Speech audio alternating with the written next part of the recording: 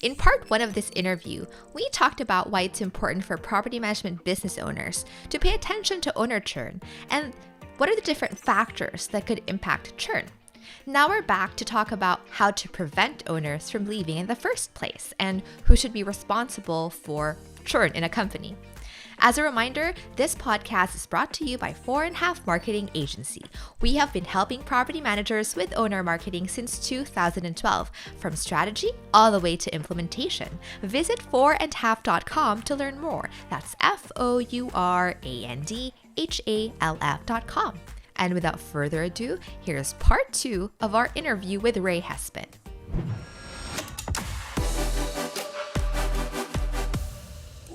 Kind of back to the question, if you aren't measuring it, then chances are you don't know it. Yeah. You got your gut feel, which is a great tool to go off of, but yeah. But when everybody's going off their gut feel, what does it mean? It's hard to make intelligent assessments to being like, is this a priority or not, right? In property management, a lot of different business owners have a lot of different goals. Maybe you sit there and are a company that's like, I'm trying to grow in 5 years and sell it. Somebody might sit there and go, I want to have the least amount of headache and maximize the profit. I want to, whatever these different things are. But probably everyone should have that as a major company KPI because it's responsible for growth, it's responsible for profit, it's responsible for anything. I can't think of a property management strategy, or a goal of a property management firm that would not include that metric as a major one.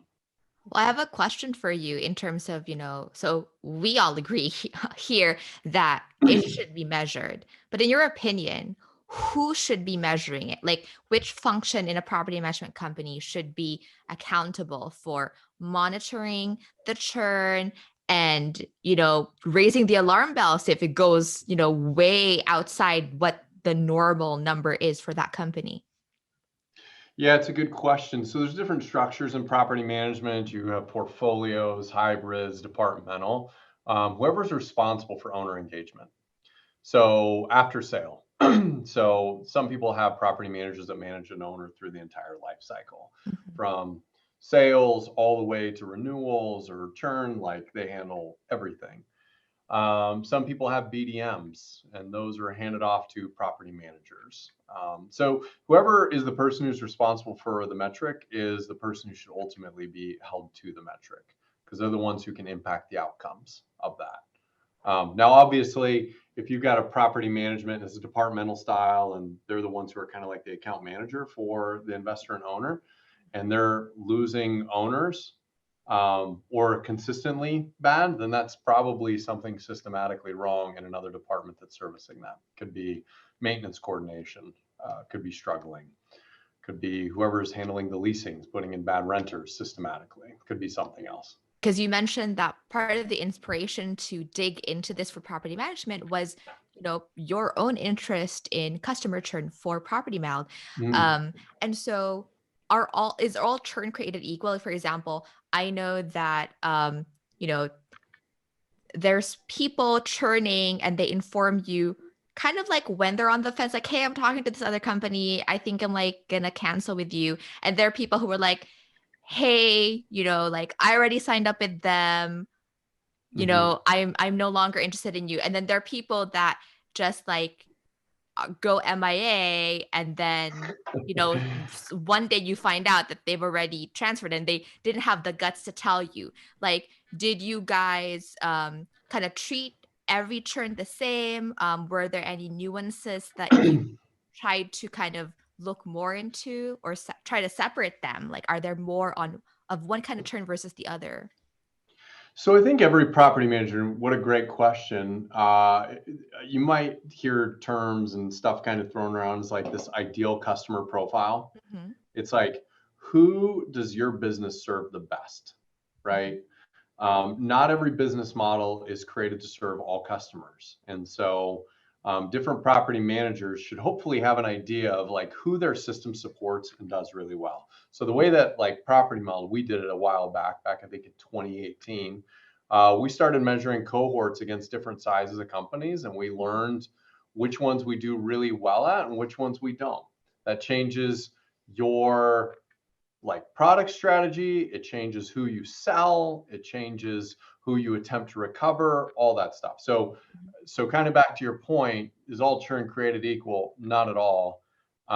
There's kind of a scorecard that we do internally before we have a conversation with them. When we know that based on what they're doing, based on the size of the company, based on their structure, based on their problems, like we know we fit really well in there, we go head first and say, what did we do wrong? How do we fix it? Let's, try and see if we can't salvage. If nothing else, we learn. And then there's people that maybe we brought somebody on. It was kind of like an odd use case for the software. And we're sitting there going, we'll try it. If they come up big, no, like this is not focusing the effort and try and recover. So I think as all property managers think through, they might develop their own scorecard of what are the attributes of that owner that justify spending some real calories to try and recover them. So that's the recovery element of doing that. But I think the other part that making sure that we don't forget is like, what are the behaviors and actions that we should also be doing consistently that prevent that person from getting from a recovery state. Yeah, and I'll even say, like, it's churn rate is a lagging indicator. So that means once it's there, it's there. Yeah. Like, if you sit there and say, I want to make that number better, it's like you have to do things to ultimately make that better. Mm-hmm. So the things that property management companies can and should be focusing on are what are those leading indicators that if you focus on and you get those in the right spots, chances are that lagging indicator will start going in the right direction, right? If I sit there and say, hey, listen, property manager, I want you to reduce the owner churn. Like, yeah, what do I do? What are the things that you can ultimately start tracking and measuring that you say, property manager, I want you to come to me every month. And I want you to bring these 3 metrics. They're X, Y, and Z. And I know if you do these things and they're in healthy spots, then your churn should probably be pretty good. If not, something else is wrong.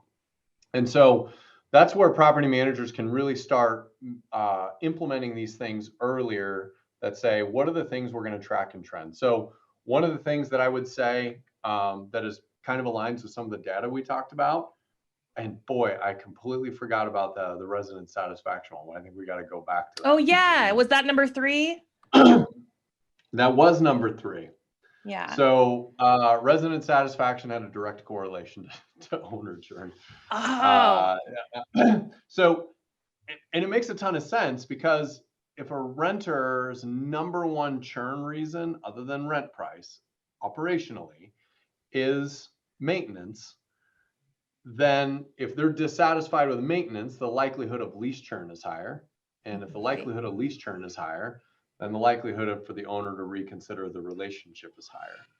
And so it all, from an elemental standpoint, very checks out. Kind of shakes the boat, right? It's like, wait, you can't hold on to a tenant? And then they start asking questions. It's interesting. No. I've talked to people before too that are, I don't know if this correlates at all because it might be, internal satisfaction versus public satisfaction. I don't know, but I have had clients before that are like, I need to stop requesting reviews from tenants because they're too happy. I can't let prospective owners know how happy these tenants are. And I'm like, I see it from the perspective of you want prospective owners to know that you're protecting their property, but just because your renters are happy doesn't mean you're doing anything that's wrong. It's not a teeter-totter. Like, right. If I make them happier, then my owners are less happy. As a matter of fact, here's exactly why owners should care that the property manager is really good. So first off, you bring up a super great point. Online reputation and actual resident satisfaction are completely different things. Completely different things. Yeah. One of them is a marketing function. One of them is an operational function, right? And so run them completely different. But operationally, if you do a very good job hanging on to the resident, do you know what the owner is able to save and do because of that? So the likelihood of a churn risk is significantly higher, which means you're going to hold on to a lease longer. Yep. When a resident churns, a property manager has to go in, do an inspection. They have to do a hit list, a turn list. Here's all the stuff I got to repair. Here's the carpet I got to replace. Here's what I've got to repaint. Here's the holes I got to fix. By the way, thank you. I'm going to pass those costs right on to you. Mr. or Mrs. Owner. And that is money coming out of your pocket. So if you can actually keep the renter in and keep them happier, and you keep them in there for 5 years, that carpet could be destroyed, absolutely destroyed. But it is way better to pay that same price down 5 years down the road, or maybe incrementally a little bit more, than sitting there doing that every 18 months. It is very, very expensive to lose residents. And so that's why they should care that the property manager makes them happy. Right. So it's more like, it's like resident retention, and resident retention is fueled by resident satisfaction. Yeah. Yes. Yep. That's amazing. Which reduces turnover costs to the owner. So, and the maintenance is the biggest factor in the resident satisfaction. Costs are going up. Yeah. So, so if you were to put 3 things on your dashboard, and candidly, I don't know enough about some of the accounting, because some of this is accounting. This is accounting functions. And so I don't know necessarily what's feasible, but find a way to get these metrics and numbers. Figuring out which owners are at risk of being above the 12% mark. Like, know who they are. That's white glove treatment. It's lovingly, but start measuring that, right? Like, if you do an overall average, that doesn't help you catch some of that stuff before. It's like, how many owners are at risk, and try and find a way to keep it down. That's one. The second one is the resident satisfaction. Things you can control. That's a good indicator. That means you can correct it quickly. The average rental unit generates 0.4 service issues a month. You can fix it in a month or 2. It's a fast enough metric. You can see it change. And if it's going the wrong direction, you can do something. The third one, and this is actually a way to measure both the volume as well as the cost, is the percentage of owners that have opted into preventative maintenance programs. You want to drive that through the roof. And just as importantly, and I will tell you what, and I don't know if this podcast will age well, but we are in a very interesting market time, specifically in real estate. As the interest rates go up, people are not going to be able to, I mean, we're going to see an 08, 09 or similar, I think, in the real estate. This is a great opportunity. But if you can help start driving the costs down by the professional services that you offer that are differentiated against not, like them doing it themselves, it is the biggest opportunity for sales that you ultimately have right now. And it's a huge retention driver. Like, just metric wise, brings down your costs, increase your total amount. And like you said, right? Yeah, like just looking at your churn numbers is kind of like, oh, it's like the comparison, if you're comparing that to how you're tracking your finances, like, oh shoot, I overspent $1,000 this month. I mean, you can't go back and redo it. You have to kind of reset this month. But then in terms of your business, oh, I lost this many owners this month. I can't go back and save them. I have to figure out how to replenish that and then stop more from leaving at once this month. It should be the things that tell you before things go bad. And I think the finance, the P&L is a great one.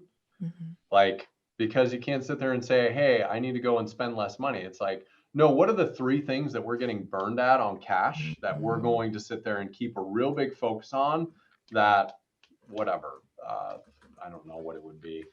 I don't know what it'd be for a property manager, but I think that's such a good analogy. And that's the stuff that you can give to your property managers or your maintenance coordinators, your directors, your VP of ops, and say, I want that number of the amount of owners enrolled in preventative maintenance to be 30% by the quarter. That is a directive that people know exactly what they got to go do. It's very, very simple. It's what they're in control of. And it should affect, and it will affect the ultimate lagging indicator, which is owner churn. Yeah. Those are really good. Sorry, I was just saying these are really good tips. I'm like want to send this podcast to people, like, just because I talk to so many people. I talk to so many people that are like, I don't know what to do. I need more leads because I'm losing so many clients. But it's like, hey, why are you losing so many clients? clients. Like, let's start there. Yes. Yeah, It's just really good. It's so important to hang on to. One, I mean, people tend to, property manager, I mean, obviously larger ones tend to service multi-markets, but even in those markets, chances are you're only going to get one shot with that investor, and that investor is going to go either talk nice things or not nice things about you. And so getting owner churn under control is really important, because it's not like we're inventing investors left and right. I mean, they are, but that's a slow process. Right. Super important KPI. But I will say there's some things that people should be able to see if they implement some of these programs and they take some of these things seriously. They should be able to see some changes in the owner churn. So we talked about doing some of those exit kind of interviews at the beginning. The way that we kind of look at it in Property Meld, like if somebody leaves us, we have certain things we want to see that are like really healthy in their account, because that tells us they're getting the efficiency they want, they're getting the resident satisfaction, they're getting the oversight, they're getting the throughput, whatever. Like, we've got things that we track and trend. If those numbers are good and they still leave, that's actually okay. That tells us it was a real different reason other than what we try and target, strive for, improve our process for. So now somebody goes and implements. They've got preventative programs up the wazoo. They have started blocking and tackling on these owners that are trending above 12% in terms of their costs against their rent. And they've really nailed down resident satisfaction, and it's in a good place. Those numbers should all be in a fantastic spot. If that owner leaves and those are all in a good spot, you probably lost them for something completely out of your control. Yeah. And that is okay. You're fine losing those. It's the ones that you're in control of, that if your metrics are not good, it's like, we got to go back to step one. How do we make sure that that happens in our process?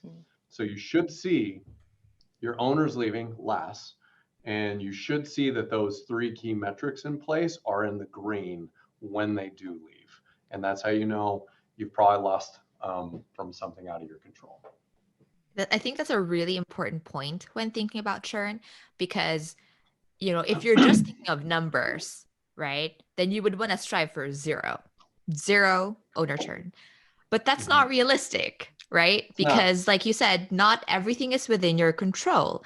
And so if you can't try to save every single owner, because it's impossible. So what's healthier is just focus on what are the factors I can control as a business owner. And if I knock it out of the park in those things I can control, then I know that if I lose an owner and I did everything I could, then they would have left regardless of I gave them the moon and the stars. Yes.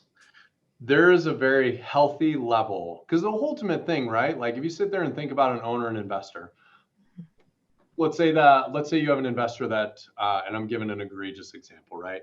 Let's say they die and the trust takes the property and is going to auction it off so they can give inheritance money for the kids. Let's just say that happens.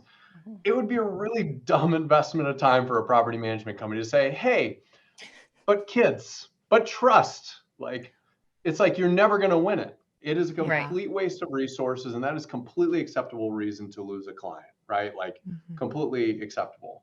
So you do want to set yourself a goal and a target that says this is very, very reasonable. So in software, we pay attention. So we kind of look at our bucket, our cohort, so the amount our software costs and stuff like that. If you can be above 80% of hanging on your clients year over year, that's really good. Our goal is 90%. That's what we tend to hit. We're in like gold standard, but that's our number. If we're above that, that's awesome. If we're below it, how do we get better? But we've got a budget essentially of the team to be able to say, which ones do you want to invest in time? Because you're right, saving every single person is not a meaningful use of resources. And you know what? Our product, for those folks might not be a good fit. And so it's kind of pointless to go after them. Definitely. Really interesting a way to look at it. And like you said, right, like for software, there's kind of this threshold of what is considered kind of a healthy number. Right. you mentioned like 80% property meld tends to shoot like 90 and you tend to hit it, but at least you know like what's realistic. And so it would be interesting like to know for property management, what is a healthy one? Because, I don't want someone listening to this to be like, oh, it's okay to lose owners. But it's like, wait. Like you have to kind of Right. dig deeper. Like, why are you losing them? Could you have prevented some of them? Yeah, And what's it's the number? there's probably some property managers that are super dialed into their stuff and could probably give you those and watch it. But I know for us as a company, hanging on to customers is the most important thing we can do. So it is a company KPI metric that we look at every Monday, and we say, how are we doing, team? Good, good, not good. What do we got to do? Most important metric for us. Yeah. I'll even kind of give you some interesting things, and this is unrelated. Nobody's going to be able to take action out of it, but it's interesting. There's some other things that we discovered when looking at owner churn that we're going to continue to dig into. One of them is the sticker shock factor. So we definitely noticed, especially if you have internal technician teams, if you have higher average costing repairs that are coming out and are associated with your company, the risk of churn is significantly higher. If your internal technician teams are doing repairs that are on the lower side or close to what vendors were below, you have a significant advantage over people who use exclusively vendors. Is kind of interesting. So there's some interesting things there around sticker shock, what the perception of his internal teams. Are you trying to drive down my costs or are you not? As some examples. And then also some of the other things that we kind of found peculiar was estimate volumes. So really high estimates, just estimates, not even work performed, really high estimates ultimately resulted in higher churn. Now, I don't want to tell people to go because there's not enough information. Like we don't feel as confident enough of it, but there seems to be some additional trends that talk about what sort of work should your internal technician teams do? How do you kind of strategize your pricing and what you're doing in those things? And some other stuff there, but there's a lot of cool data left in how to optimize your owner engagement. Yeah, that's interesting. So it's like each time somebody gets an estimate for work that needs to be done, it just like maybe like chips away a little bit at them. And then by the end of the year, they're like, you know what? They're trying to make me pay all this money. I need to get out of here. Yeah. I mean, so like that much to repaint a house, I could do that in a weekend. right. Oh right. man. You know what? I'll tell you what'll even be more interesting. So I posted out a thing on LinkedIn because we track invoice price and stuff. You guys remember we kind of went through COVID and we were kind of watching And Yeah. inflation what we is called the real. ghost repairs. Oh my Yeah. goodness. Yeah. So since the beginning of 2020, I think HVAC invoices are up 118% or something like that. Plumbing is up 60 some percent. And that's 2 years. So there is an interesting dynamic of how much education is going out to these investors and owners as they are seeing the sticker prices. And so I think that's going to be a much more common occurrence or common discussion. I think everybody's stomaching it now, but that might be a battleground in the future here before long that says education of investors is going to be paramount. Yeah, like, hey, this is why this is happening. It's Yes. not just our company. It's not just your properties. It's nationwide. I It's know. whatever.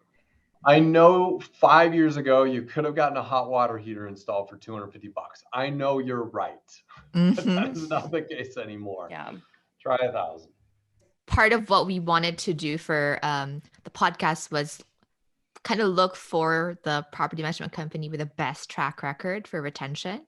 And given that you're sitting on a wealth of data, as you and your team were looking at the different metrics and stuff, did you happen to notice any kind of like things that jumped out like, hey, that customer has an insane retention period, or like has really low churn rate that even surprised you? Like anything jump out like that?